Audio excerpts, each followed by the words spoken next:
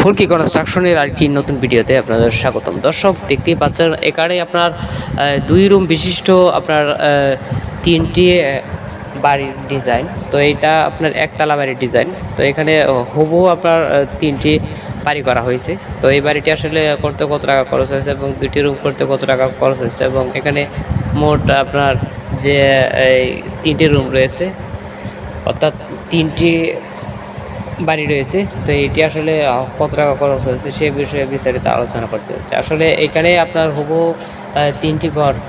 এখানে প্রতিটা ঘরে কিন্তু আপনার 2টি করে রুম রয়েছে, 2টি করে বেডরুম রয়েছে, আর সামনে একটি বারান্দা রয়েছে। আসলে এটি মালিক আপনার 3টা বিল্ডিংয়ের 3জন মালিক, অর্থাৎ 3 ভাইয়ে 3টা হুবহু করে তারা বাড়ির সামনে আরেকটি নতুন করে ফাউন্ডেশন করে করা হয়েছে। এখানে আরেকটি বিষয় হচ্ছে যে আপনার যে বয়লারের যে আপনার আপনার যে যে তুষটা হয়, যে তুষের যে ছাইটা হয় সেটা কিন্তু বারান্দায় দেওয়া হয়েছে এবং এর উপরে দেখতে পাচ্ছেন বিট বালু দেওয়া হয়েছে। তো এইভাবে আসলে কিভাবে এটা কি ফ্লেক্সিবল, আসলে কিভাবে এটা লাস্টিং করবে সেটা নিয়ে কিছুটা সহিংসতা থেকে যায়। তো এই ক্ষেত্রে আপনারা কি করবেন যে এটাকে ভালোভাবে পানি খাওয়াই নেবেন এবং বিট বালু ভালোভাবে বসিয়ে নেবেন, তার উপরে আপনারা এই বিম করে আপনারা অবশ্যই গাঁথনি করবেন এবং নিচে আপনারা অবশ্যই ফাউন্ডেশন করে ভালোভাবে করতে হবে। যদি এরকমভাবে আপনারা কাজগুলো করেন এবং বয়লারের যে ছাইগুলো রয়েছে সেগুলো যদি এরকমভাবে ব্যবহার করেন, আর যদি ঘরের বিটের মধ্যে এরকম বয়লারের ছাই ব্যবহার করেন তাহলে অবশ্যই আপনাকে ডালাই রড দিয়ে ডালাই করে আপনার ফ্লোর করতে হবে, নাহলে পরবর্তী সময় ফ্লোর ফেটে যাওয়ার সম্ভাবনা থাকে। তো আজকে যে বিষয়ে আলোচনা করতে যাচ্ছি সেটা হচ্ছে যে আপনার কীভাবে অল্প জায়গায় আপনারা এরকমভাবে একটি বাড়ি করবেন। তো এটা আসলে কত মিলি রড দিয়ে করা হয়েছে বাড়িটা এবং প্রতিটা রুম করতে কত টাকা খরচ হয়েছে।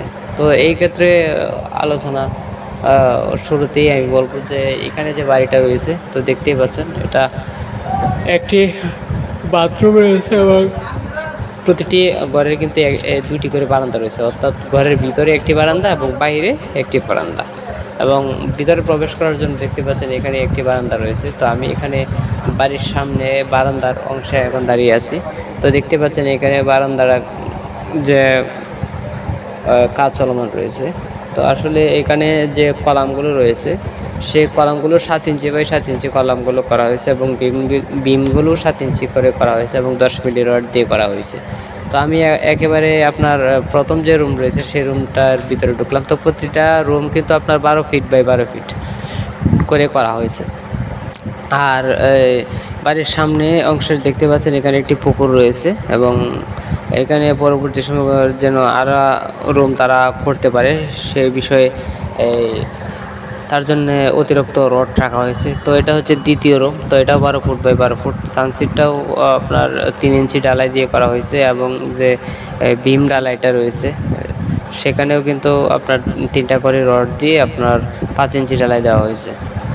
তো এই বাড়িটি করতে ওনার কত টাকা খরচ হয়েছে আমি সেই বিষয়ে ওনার সাথে আলোচনা করেছিলাম। তো এই 2টা করে রুম কমপ্লিট একেবারে ছাদ পর্যন্ত আপনার ওনার 5 লক্ষ টাকার মতো করা যাবে। তো এখানে যে 3টা বিল্ডিং রয়েছে, 3টা ঘর রয়েছে, সেই 3টা ঘর একেবারে বারান্দা সহ কমপ্লিট করতে গেলে তাদের কমপক্ষে 15 লক্ষ টাকার মতো খরচ হতে পারে এবং তারা প্রতি 2 রুমের আমাকে হিসাব দিয়েছে যে তারা কমপ্লিট এটা 5 লাখ টাকার মতো যাইতে পারে। তো সেক্ষেত্রে 15 লক্ষ টাকা ধরা হয়েছে। তো এখানে কম বেশি হতে পারে, যারা অনেকেই অনেকভাবে করবেন। আর এখানে যে আপনার ঘরটি রয়েছে, ঘরটির আপনার বারান্দা, একটি করে বারান্দা রয়েছে আর 2টি করে দরজা রয়েছে। আর তার চেয়ে বিশেষ কথা হচ্ছে আপনার সামনে এই সাইডে আরেকটি স্কোয়ার আর একটা বারান্দা রয়েছে, ঠিক আছে। এই সাইডের বারান্দাটা উনি রুমগুলো একটু ছোটো করায় এবং বারান্দাটা এদিকে রেখে দিচ্ছে যেন এদিকে অনেক সুন্দর পরিবেশ যেন উনি উপভোগ করতে পারেন।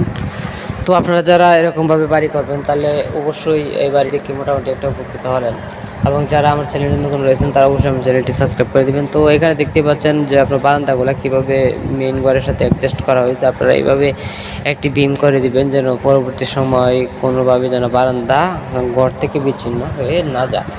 আরেকটি কথা হচ্ছে আপনারা যে বারান্দা করবেন, তো বারান্দা আসলে কীভাবে করবেন এবং মেন ঘরের সাথে বারান্দা কি অ্যাটাচ করে করবেন না বিম করে করবেন সে বিষয়ে পরবর্তী ভিডিওতে আমি করে দিব।